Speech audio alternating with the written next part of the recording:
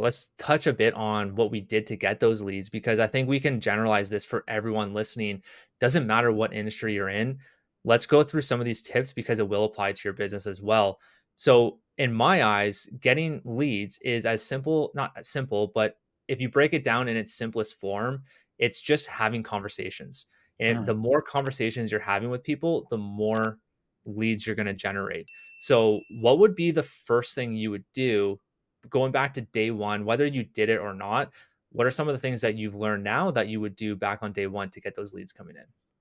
Yeah, so 100% right. A lot of people get turned off by the idea of leads, thinking that that's incoming to them. Really, it's conversations outgoing. The easiest way to get that going is to start with someone who's warm. So, say you reach out to everyone on your contact list. Hey, who's a realtor you used in the past or you would use if you were to buy or sell today?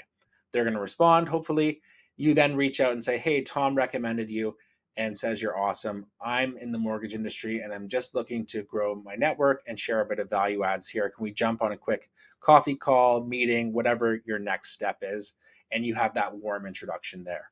Once you have that base, I would then say to take that and go to that person and say, who's one other realtor that you like working with, or who covers your book of business when you're on vacation?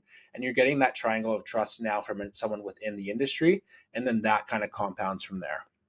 Yeah, I would do the same thing. And how I would get there is build up that list of people that are in my phone. So all of my contacts in there, anyone on social media that are either following me or I'm friends with, like on Facebook, Instagram, whatever platform you're on, like just make a list, print them all out, and then just start from A to Z and go down the list and do it X amount per day.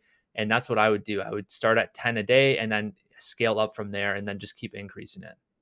Exactly. And you can even do things if you're like, I don't have a lot of friends. I don't have all these people to reach out to. And, like maybe you're new to an area and you only have four buddies or not even four buddies. Does anyone have four buddies anymore? Maybe you have one friend Not at, really. at the gym.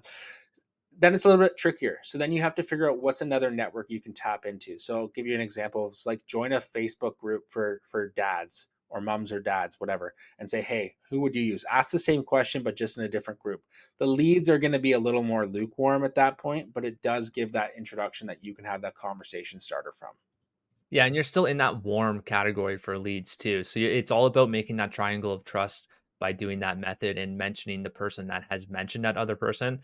And the other vertical you can go is cold by doing like paid ads, which I wouldn't recommend at this point because you're not even at 100K. Yeah, where's the funds coming from to pay for those ads? So I don't even want to talk about that, and that's not even something that we do, and I don't think we ever will. Maybe as time goes on, we'll think about it, but we don't need to because we have mastered the art of warm outreach and uh, partners that feed us leads in our business. So I wouldn't even touch cold leads at that point. Is there any other way that you would do to start your business and get those leads coming in? Uh, Once you have your first couple leads coming in, you can then ask that person, is there anyone else in your network that you think might be, for our case, buying a home, needing a new mortgage, coming up for renewal? You can start to do some asks that way and just kind of expand from there. Really think about it from like an onion, from the inside going out. You're adding layer and layer upon it. The bigger onion you can grow, the bigger it's going to be worth. Exactly.